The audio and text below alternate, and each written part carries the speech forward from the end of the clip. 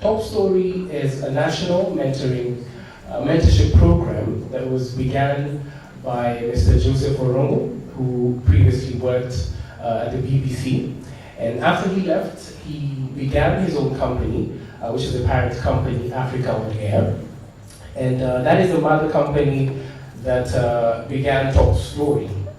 Basically, the reason why Joseph Orongo began Top Story was to be able to give back to the young journalists that we're about to see up here in a few minutes, an opportunity to be able to experience what it means and what it feels to be a journalist away from the classroom. From the many of us who were in campus many years ago, not so many years ago for some, we understand there's a gap in Kenya where not many universities, and especially, sorry to say for the public ones who are here, not many give young journalists an opportunity to have a practical aspect of what it means to study journalism. So you will have 4 years in campus, and you have never seen a studio, you have never seen, you do not absolutely understand what it means to be in the field. And so that is why Africa on Air started Top Story, to be able to give the students who are in school an opportunity to rope in what they're learning in class out in the field. Contestants who took part in season 2 of Top Story, and we also have the winners on stage with us, thrown into the field and being told, now go write a story. Go come up with a winning story with no one backing you up. How has that been for you guys? I remember that day, the day we were told that now you're supposed to go to the field and come up with a story. One, we had to find out for a story which is basically a human interest story. Finding our sources, especially having in mind the kind of a story that you are doing, because you are doing a story on the Nairobi water cartels. It was quite tough, let me say that, and got to a point whereby we even had to risk our own lives, because we were dealing with a very critical issue. I remember there was a time when I went to the field and I was recording with a hidden camera and I got caught. It was tough because it was now between my own life and saving it. And luckily I had my way through, but going to the field, no one is guiding you, it is your very first time to do this.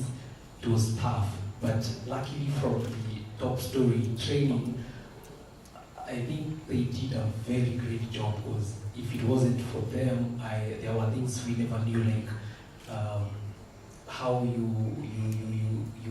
arrange your story, because like when you're doing such kind of a story, we had to first of all listen from the ground. What do the people really need to say? What are their issues? Before now we go to the authorities and ask them questions that reflect what the society is saying. And yes, it was tough, but through Top Story season 2 training, we were able to get a lot of inspiration and also training on how to use our cameras, how to write the scripts, and how to also work with the limited time that is scheduled for the newsroom.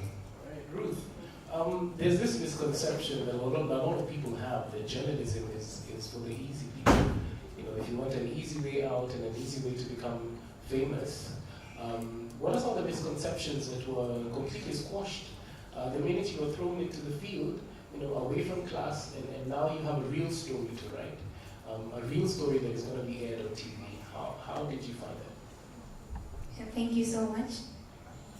I'd say journalism is not as easy as people perceive it, because when you get into journalism, every other person will tell you it's only because of, when you get into journalism, it's easy because it's language. If you know English, good English, and you can flow down with it, then that's journalism. and that's a big lie. I'd like to tell anyone who perceives it as journalism as maybe knowing English so well or any other language. When we were thrown into the field, I recall we were given a duration of time to look for our own sources, and given the story that we were tackling as a team, water cartels is not an easy task to deal with, because if at all one was to get to watch our story, we were doing a story of cartels, and cartels are working in line with the Kanjo. And so you can imagine the kind of story you're doing, because you're also targeting authority, and you're trying to dig out this kind of fraud, targeting the common mwananchi and again someone in authority. So such a task, and I'll say, as I said it during the gala, once you get into investigative journalism, it's like you're putting your life online. And it's like you're announcing publicly that you're an enemy to politicians. And you're also an enemy to the government and anyone who's hiding a kind of fraud that he or she wouldn't want to be revealed into the public. But again, I've always grown yearning and aspiring that one day I'd like to become this journalist who doesn't fear, who'll want to dig out the rot that is ever hidden. But again, look at our government system and all the regulations that are put in place. It's not as easy as anyone would think that you just go get outside and do whatever you want and get this information out and dig information out of people. Trust me, when you are going to look for sources, you'll find a cartel, but he'll tell you, I don't want to be revealed. You're not going to reveal my name. Even the citizens themselves, the common mwananchi is a factor down there. They were telling you, yeah, we'll give information. You can mention our names. And you'll ask them, do you know these cartels that are operating here?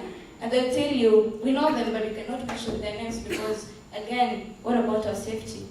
So journalism, and most especially investigative journalism, is not an easy task.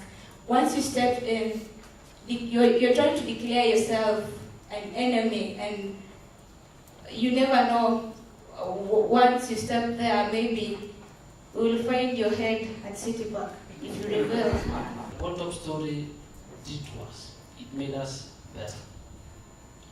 You know, we want to be a presenter, but when you meet, you come across people like Joseph Waru, the principal, you know, investigative journalists like Anam. They take you through various steps as far as, you know, presentation is concerned, and you think, wow, this is what I want to be in life. So Top Story made us better and equipped us and made us ready to face the world outside there as journalists. The young journalists of today, what are some of the things you are seeing the old generation of journalists are doing wrong that you would do right?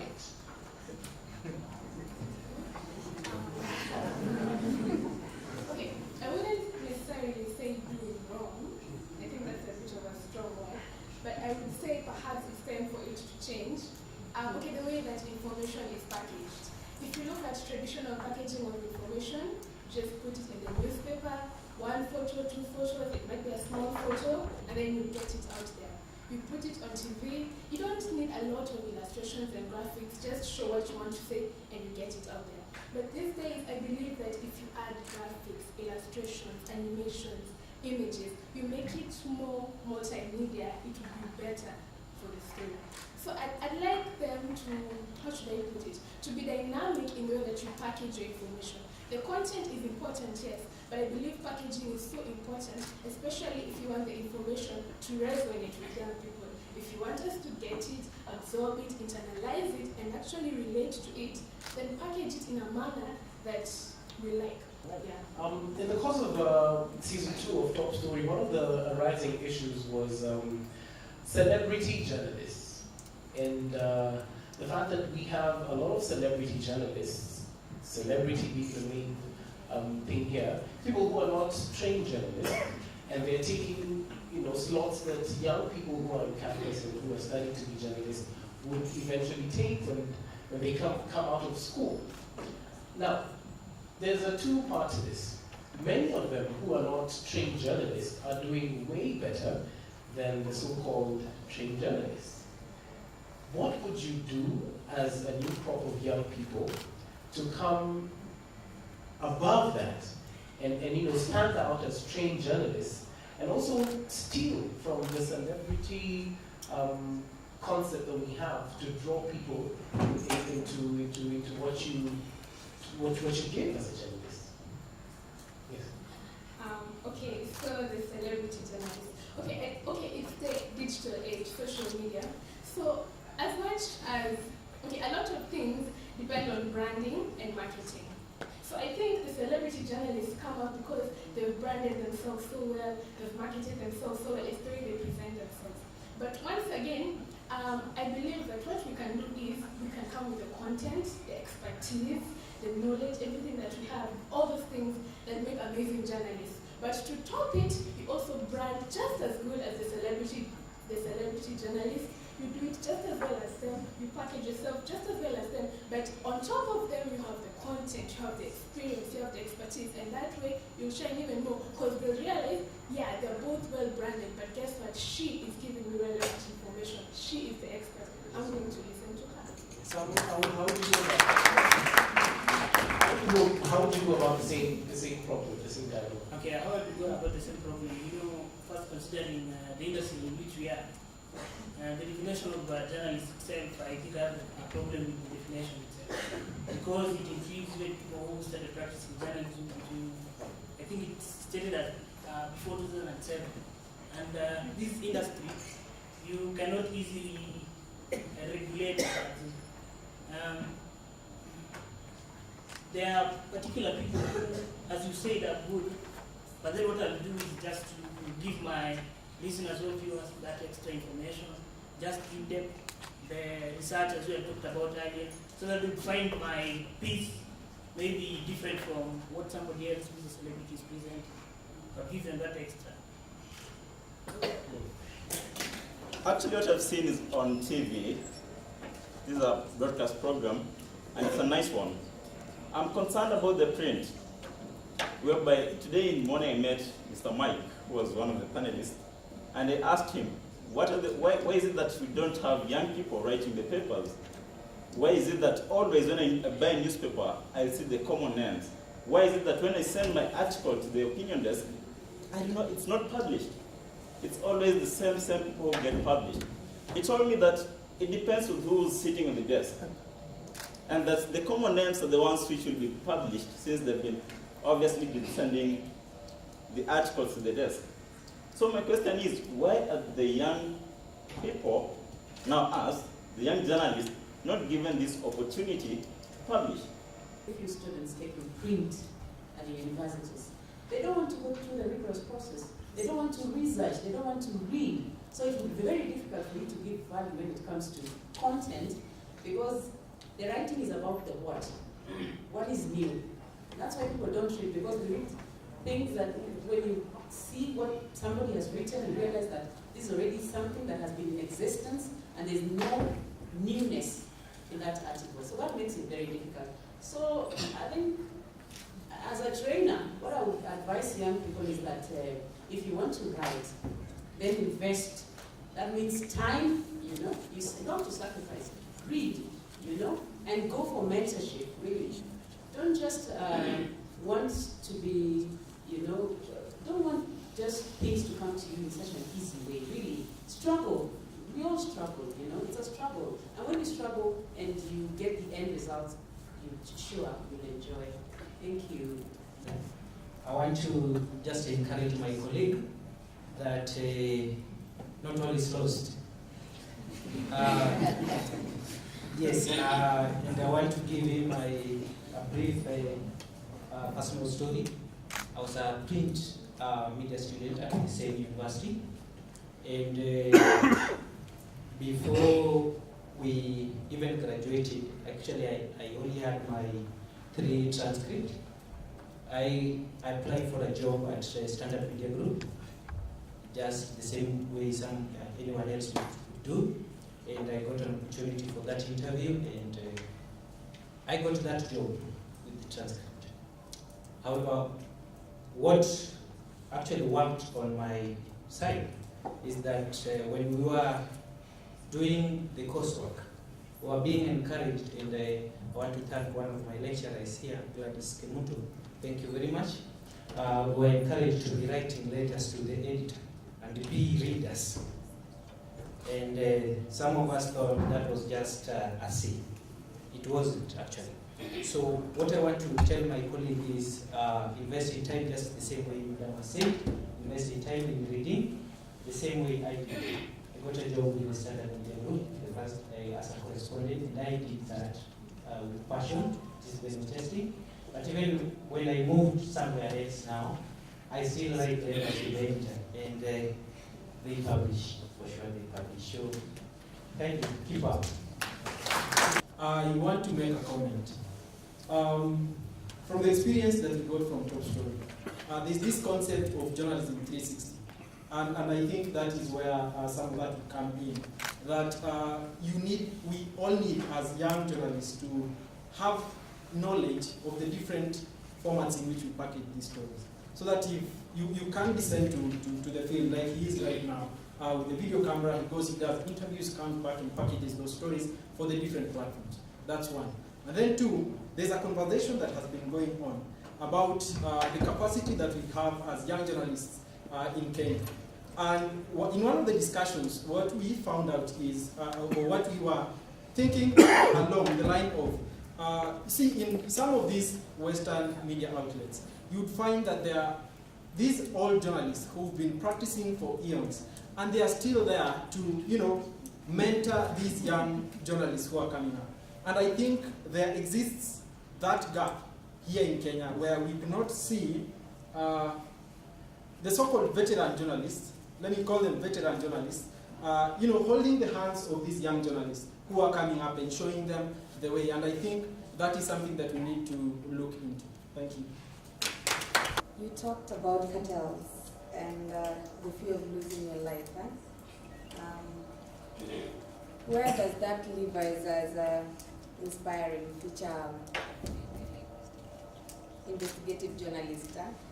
Because you never finished that for us.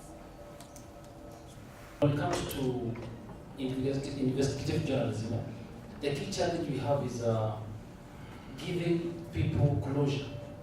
After, for example, after we revealed to the society that there are certain people deliberately making water to disappear so that they can sell it again to them, the same society will come and ask you, what now? What will happen to the perpetrators? What will happen to the victims?